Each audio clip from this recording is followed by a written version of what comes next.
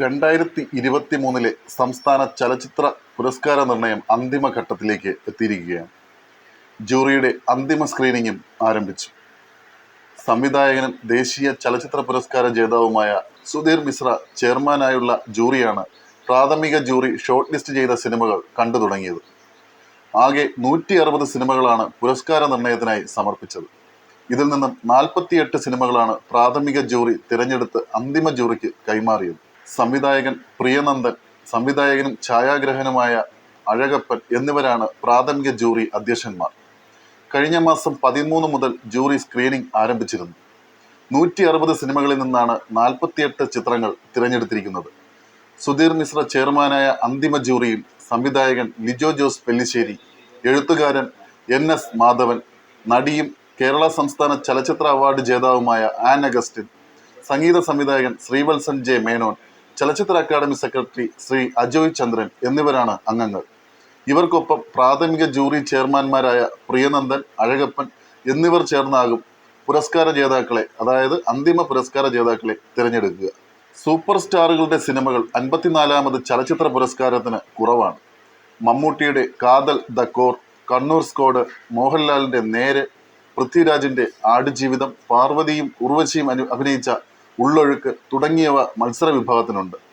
മികച്ച നടൻ, നടി, സംവിധായകൻ, തിരക്കഥ, ക്യാമറ തുടങ്ങിയ വിഭാഗങ്ങളിലേക്കാണ് ഈ ചിത്രങ്ങൾ മത്സരിക്കുന്നത്.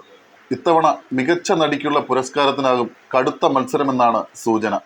കാതൽ ദ കോറിലെ അഭിനയത്തിന് ജ്യോതികയും, ഉള്ളൊഴുക്ക് എന്ന ചിത്രത്തിലെ അഭിനയത്തിന് ഉർവശിയും പാർവതിയും ശക്തമായ സാന്നിധ്യമാണ് അറിയിച്ചിരിക്കുന്നത്. കാതൽ ദ കോറിൽ ഓമന എന്ന കഥാപാത്രത്തെയാണ് ജ്യോതിക അവതരിപ്പിച്ചിരിക്കുന്നത്. നടി ജോമോളായിരുന്നു ജ്യോതികയ്ക്ക് ശബ്ദം നൽകിയത്. ഒരേ സമയം ഭാര്യയും മകളുള്ള ഒരു യുവതിയുമായാണ് ഓമന പ്രത്യക്ഷപ്പെടുന്നത്. ഇതുവരെ കണ്ടു ശീലിച്ച ജ്യോതികയല്ല കാതൽ ദ കോറിലുള്ളത്. മലയാള സിനിമയുടെ നെടുനാളത്തെ ചരിത്രത്തിൽ പുതിയൊരു അധ്യായം എഴുതി ചേർക്കുന്ന ചിത്രമായിരുന്നു പോൾസൺ സ്കറിയയും ആദർശ് സുകുമാരനും ചേർന്നെഴുതി ജിയോ ബേബി സംവിധാനം ചെയ്ത കാതൽ ദ കോർ. പ്രമേയ സ്വീകരണത്തിലും പരിചരണത്തിലും ജിയോ പുലർത്തുന്ന ആർജവവും ധീരതയും ചാരുതയും കാതൽ ദ കോറിനെ വേറിട്ടു നിർത്തി. ഒരു പുരുഷന്റെ ഗേ ഓറിയന്റേഷനും റിലേഷൻഷിപ്പും അയാളുടെ കുടുംബത്തിലും സമൂഹത്തിലും ഉളവാക്കുന്ന പ്രത്യാഘാതങ്ങളുടെ പശ്ചാത്തലത്തിൽ ഹോമോസെക്ഷലും ഹെട്രോസെക്ഷലും ഉൾപ്പെടെയുള്ള എല്ലാ സെക്ഷാലിറ്റികളും സ്വതന്ത്രമായ ഐഡന്റിറ്റി ഉറപ്പാക്കുന്ന സമഗ്രമായൊരു മഴവിൽ രാഷ്ട്രീയ പ്രസ്താവന മുന്നോട്ട് വയ്ക്കുന്ന ആദ്യത്തെ മലയാള സിനിമ എന്ന രീതിയിലാണ് കാതൽ ദ കോർ പ്രസക്തമാവുന്നത്. മത്സര വിഭാഗത്തിലുള്ള മറ്റൊരു സിനിമയാണ് ഉള്ളൊഴുക്ക്. ഉർവശിയും പാർവതിയും ശക്തമായ കഥാപാത്രങ്ങളെ അവതരിപ്പിച്ചിട്ടുണ്ട്. ഉർവശി ഇതുവരെ അവതരിപ്പിച്ചതിൽ നിന്നും ഏറെ വ്യത്യസ്തമായ ഒരു കഥാപാത്രമാണ് ഉള്ളൊഴുക്കിലുള്ളത്. ലീലാമ്മ എന്ന കഥാപാത്രത്തെ സിനിമാ പ്രേക്ഷകരുടെ ഉള്ളുലച്ചിരുന്നു. ലീലാമ്മ പല അടരുകളുള്ള കഥാപാത്രമാണ്. സൂക്ഷ്മമായ വായനയിലെ ലീലാമ്മയെ നമുക്ക് പിടികിട്ടുകയുള്ളൂ. ലീലാമ്മ സൃഷ്ടിക്കുന്ന ഭാവങ്ങളിലൂടെയാണ് അവർ തൻ്റെ മുന്നിലുള്ളവരെ, അത് പ്രേക്ഷകരാകാം, മരണവീട്ടിലെ സ്വന്തം ബന്ധുജനങ്ങളോ നാട്ടുകാരോ ആകാം, നിയന്ത്രിക്കുന്നതും തനിക്ക് വിധേയരാക്കുന്നതും. ഇമേജിന്റെ ഭാരമില്ലാത്ത അഭിനേത്രിയാണ് ഉർവശി. വളരെ കുറച്ച് ആർട്ടിസ്റ്റുകളാണ് ആ കാറ്റഗറിയിലുള്ളത്. ഉർവശി ലീലാമ്മയാകുമ്പോൾ സംഭവിക്കുന്നത് ആ കഥാപാത്രത്തിന്മേലുള്ള ആശയക്കുഴപ്പം അവസാനം വരെ നിലനിൽക്കുന്നു എന്നതാണ്. പാർവതിയുടെ അഞ്ജുവിനെ നമുക്ക് ആ സിനിമയിൽ പിടികിട്ടും. ആ തരത്തിലാണ് കഥാപാത്രം ഒരുക്കിയിട്ടുള്ളത്.